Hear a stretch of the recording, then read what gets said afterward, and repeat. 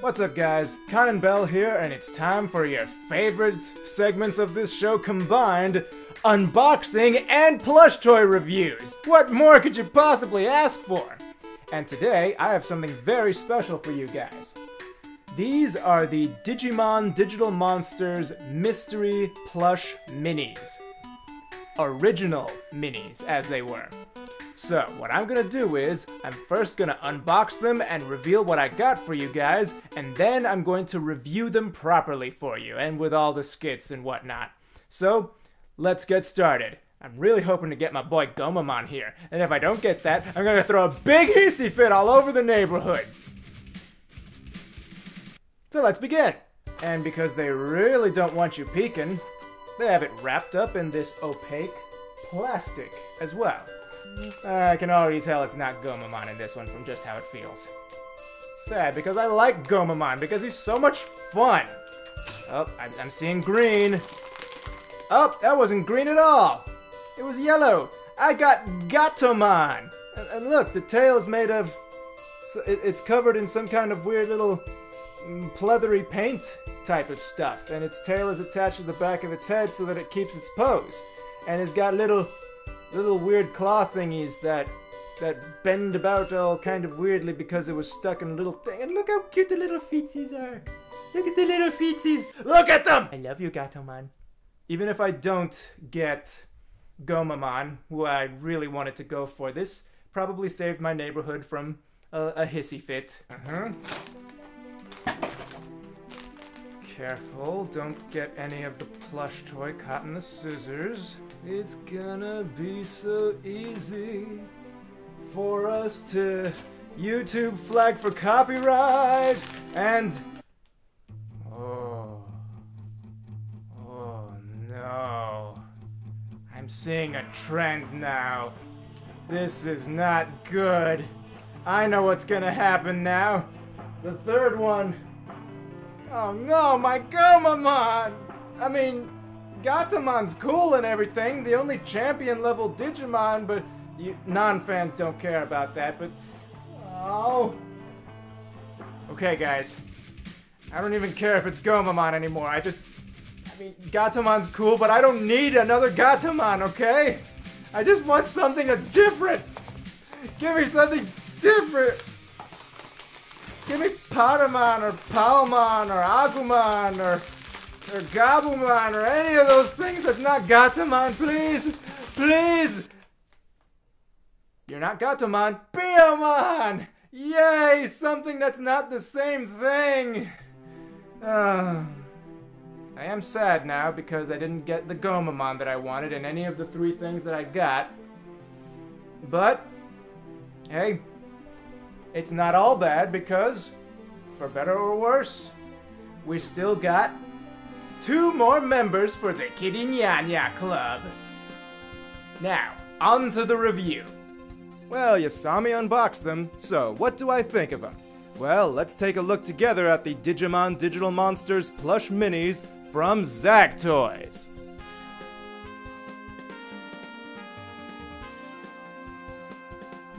The most immediately notable quality about these figures is quite obviously their size, sitting in at just under 4 inches each. I have to say that for their size, their proportions actually work very well. They're very baby-like and adorable, which is a little bit strange for Digimon, which were originally designed to be a little bit more muscly and intense compared to their Pokemon counterparts. Or rather, should I say, their Tamagotchi counterparts.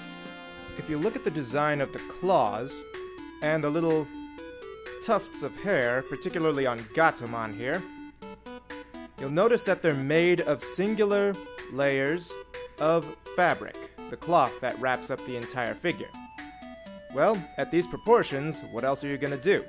Actually, I have a small correction to make. If you'll notice on the neck flap of Biyomon here, and probably more clearly on her claws, you'll see that they are not a single layer of fabric, but they are indeed a 2-ply layer, so that the outer fuzzy parts are on each side. What they did with spots like Gatomon's tail and her head feather was that they glued 2 layers of this double-ply thing together to make it something harder so that it can keep its shape better. Also, specifically on Gatomon, the arms have absolutely no stuffing. That way they can concentrate on making the glove paws, and yes, on Gatomon they actually are just gloves, look nicer, look fuller, look more like the character it's trying to be. Contrast that with Biyomon, whose wings are fully stuffed. As you can tell, their faces feature stitch detailing, which is very clear and difficult to spot any flaws, particularly on Gatomon, because their fabric is also white, just like the whites of their eyes. But because Biyomon's base fabric is pink, it is a little bit easier to spot tiny flaws on hers, but this is very much a nitpick. Now here's where I have my first real problems with the figure, and that comes specifically with certain colored areas, specifically on Biyomon, where they use this, it's either a kind of plastic-based paint or some kind of weird pleather. I haven't been able to figure it out specifically. But wherever it is, it makes the figure a lot less fluffy. Gatomon has it all throughout her tail in rings, and most notably, the little gold ring that fans of the TV show will recognize as something of a staple for the character. I just think it was rather unnecessary because, as you can see here, they were able to print color the patterns on her paws, and I was just kind of hoping that they could do something similar to the tail. I will say this much though, one spot where it is very appropriate to have this hardened plastic area is the metal ring that is on Biyomon's leg there, which is supposed to represent a falconing ring. But those problems so far were just decisions that the company made. Other problems exist that affect the actual quality of the figure itself. First of all, as you can tell, they are in a seated position, and yet they don't sit up very well at all. When I had them sitting up before, they were actually propped up against the backdrop. Another issue that these figures had right out of the box, having little loose bits of string coming out from the base of their heads. You can just barely see it on Gatomon due to the fact that it blends in better, and yes, it's on the other Gatomon figure too.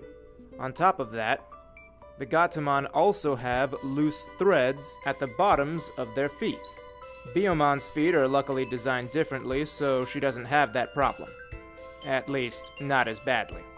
And because of their packaging situation, their claws can sometimes be pressed into weird, wonky shapes, and due to their very small size, the tag placements can be rather obtrusive. I actually much prefer where it was put on Biyomon because you put her in the right position, it becomes very easy to ignore. With all of that said, please don't get the idea that one of these figures is somehow superior to the other. Their good qualities far outweigh their bad ones. For example, their fabric quality is actually very, very nice. It's very smooth when you rub with the grain and not very rough when you rub against the grain. It's not the strongest quality stuff I've ever seen, but I still like it. It's also not impossible to sit them up, just a little bit tricky. Also, if you take a close look at the seam in Biyomon's beak, it actually creates a natural mouth opening, so it's not really obtrusive at all. Good job! All in all, these figures did a very good job and should be very proud of themselves. High five? But I still wanted Gomamon. So I got Gomamon from a different line. I don't know where he came from. Bought him at a convention. So I can't review him. So meh. Diddy-dum, diddy-dum, diddy-dum, diddy-dum, diddy. Oh, hi, Gatomon. And, Gatomon? So, what's up? We were just wondering if you could use that special attack of yours. Yeah, the one that makes the fish appear. We like fish. You mean marching fishes? I don't know. We're only supposed to use those for when we're under attack, right?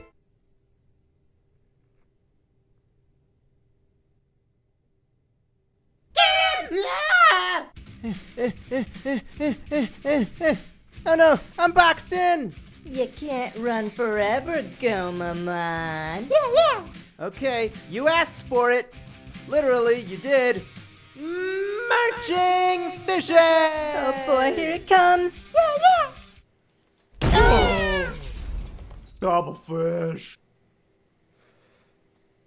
Fish! What's up, all you awesome people? It's time for another Patreon shout.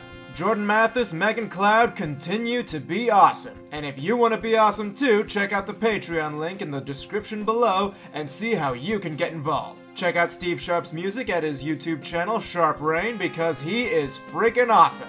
Want to send me something to review? Whether a movie or a plush toy? Send it to P.O. Box 82, Prospect, Kentucky, 40059. Later. And no, these are not my very smallest plush toys. This is